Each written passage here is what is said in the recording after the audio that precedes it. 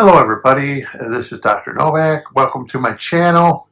If this is the first time you're here, I was going to give you an update on the 15-gallon aquarium, and it is a Innovated Marine aquarium. And as you know, a lot of manufacturers are selling these aquariums that are all-in-one, are ready to go basically. And this one is designed to be freshwater or saltwater. It just depends on your preference of what you want it to be. So the first thing I did was the outlet. As you can see, the outlet right up there in the right hand corner. The outlet has a duckbill. And that is great if you put a strong pump on it like I have, which is about 1,500 liters per hour on there. It's a DC pump, uses 12 volt. I showed you in my last video what pump it is. It works perfect.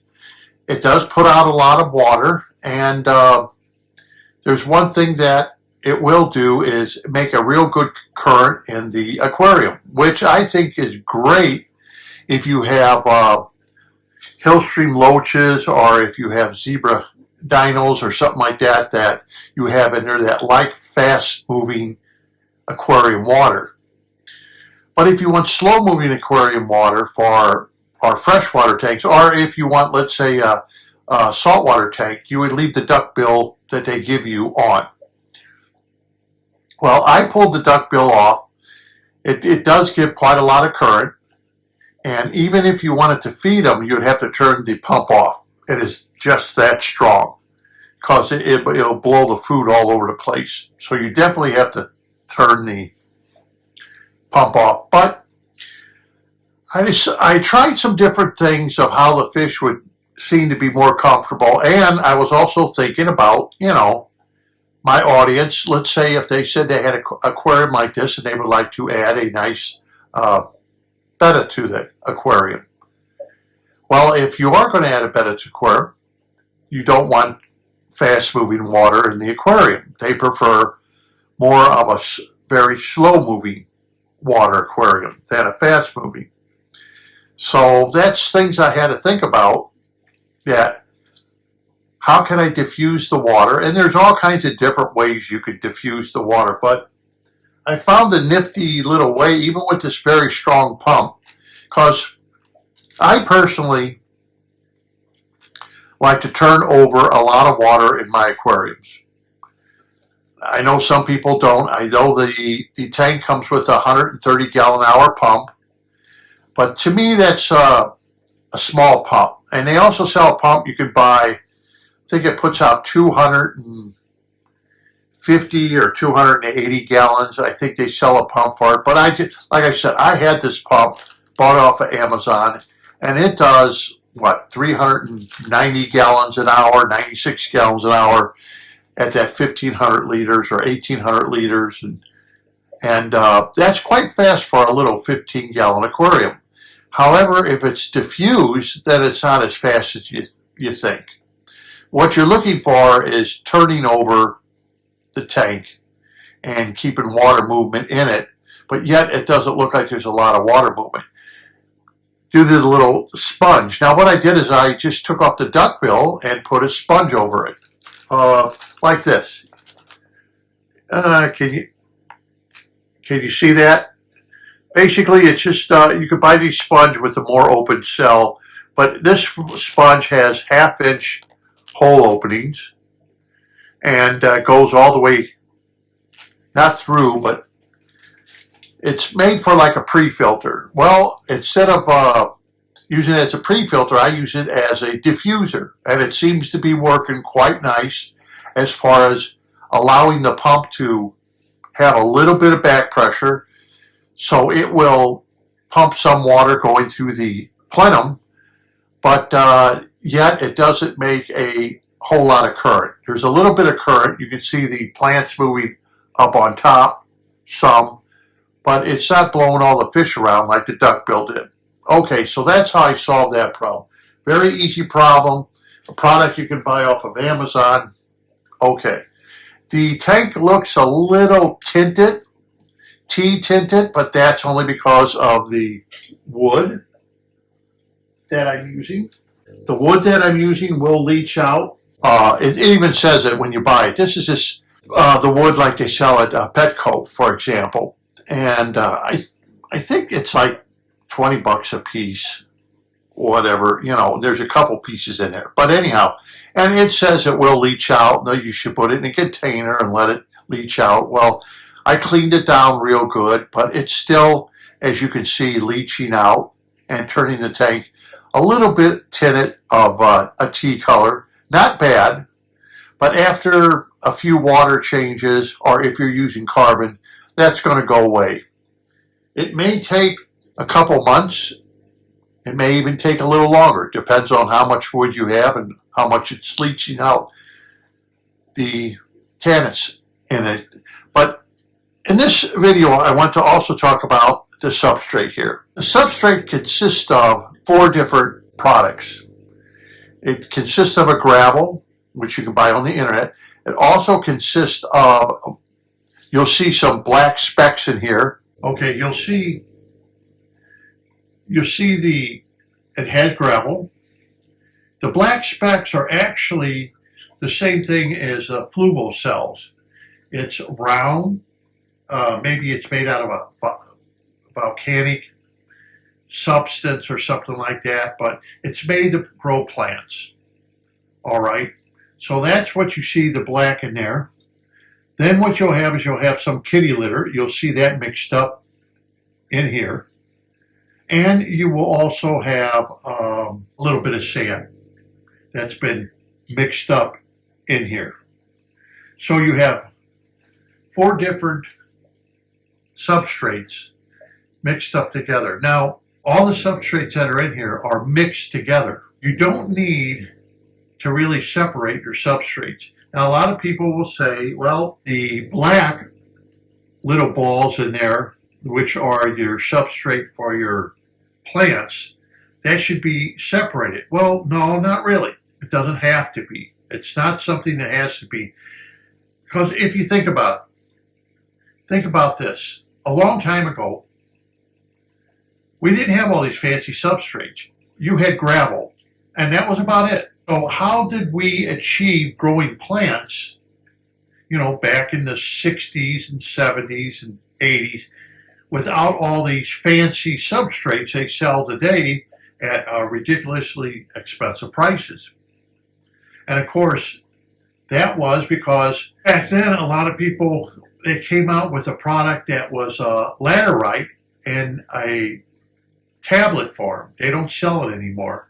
And you could stick those into the substrate, and that was laterite, which is basically like kitty litter, and it had a lot of iron. But today we can kind of make up our own substrate cheap enough by adding a little bit from column A, a little bit from column B, a little bit from column C, a little bit from column D, to make a substrate that we want, without making all different kinds of layers here. You will see a little bit, but not much. But basically, it's all mixed up. And if you look at it, you'll see exactly what I mean very closely, that the substrate itself does have a mixture of everything it needs for plants. Basically, the heavy gravel is going to help keep the plant down so it doesn't uproot itself constantly.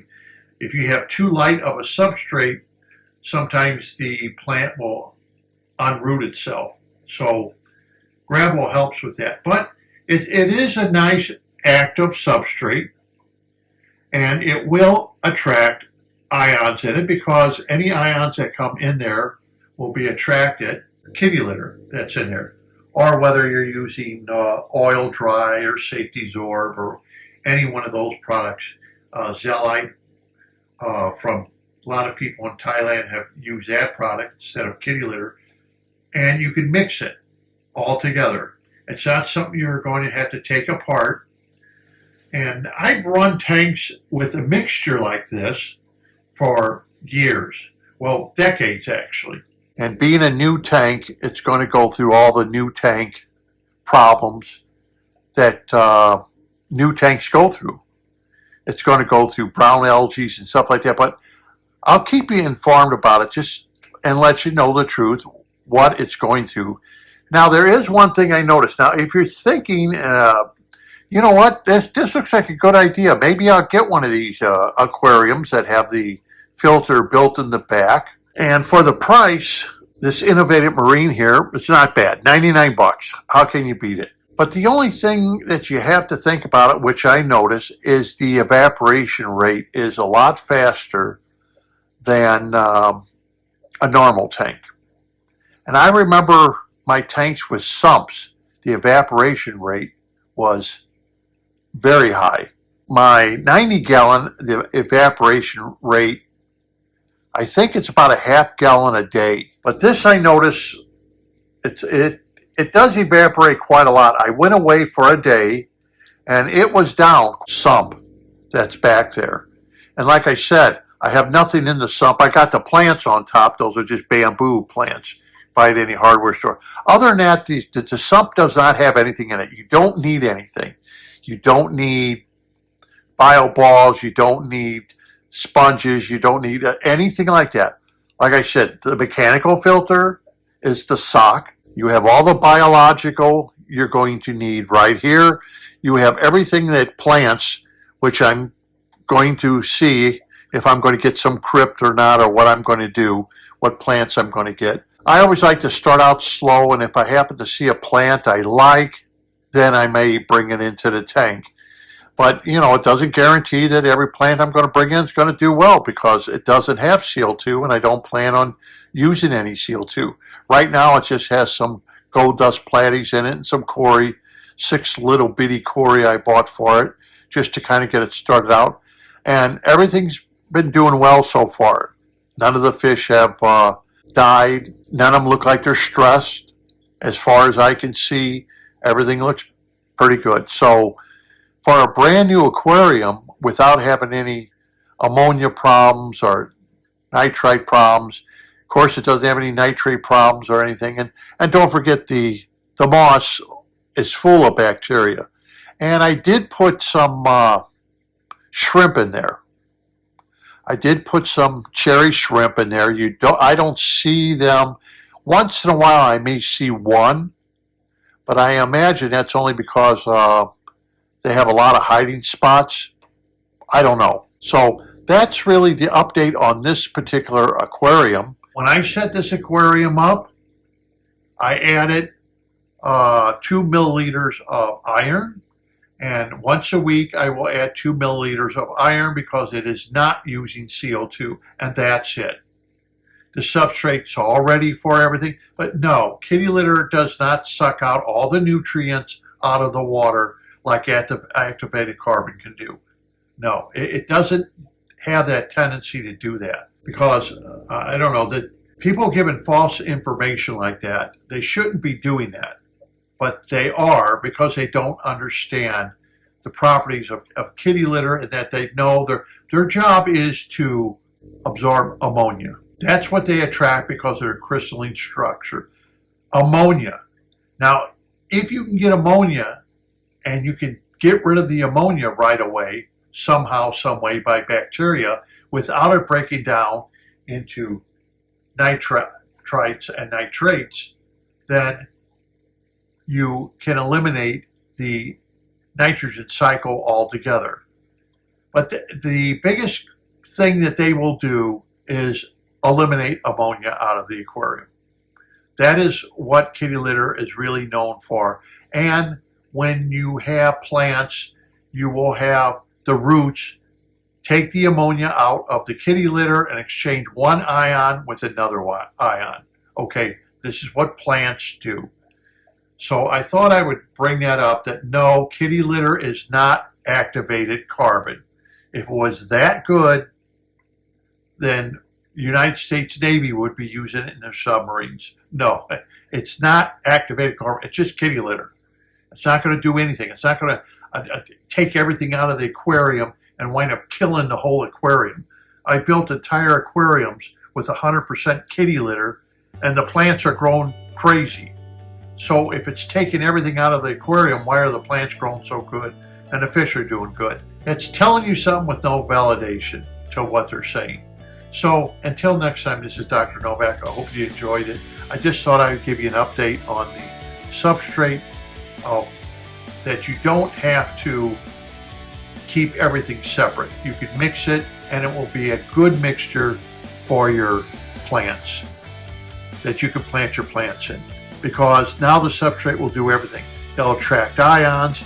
It will also be beneficial for your plant. The substrate, perfect for making the anoxic conditions, as long as it's thick enough and you're not pumping tons and tons of water through the substrate. So until next time, this is Dr. Novak. Thank you for watching. Don't forget to subscribe, and happy fish keeping.